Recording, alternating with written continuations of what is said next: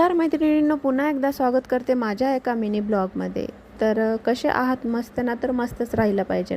तर काय सकाळचं रुटीन शेअर करते मी तुमच्यासोबत। सगळं वगैरे आवरून झालं, स्वयंपाक वगैरे सगळा झाला होता।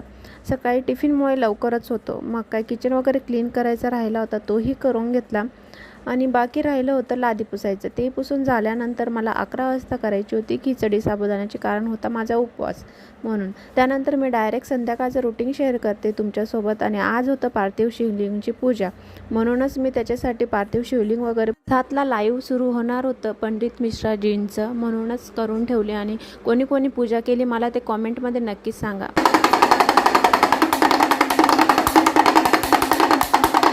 हो, मला डमरू वाजायला खूप जास्त आवडतं बरं का। त्याच्यानंतर मी रात्री 9 सव्वा 9 वाजता शिवलिंग विसर्जन पण करून घेतलेलं। म्हटलं नको जास्त वेळ ठेवायला। चला, ओम नमः शिवाय, श्री शिवाय नमस्तुभ्यम। आणि माझे महाशय पुढे काय बोलताय तुम्ही नक्की बघा।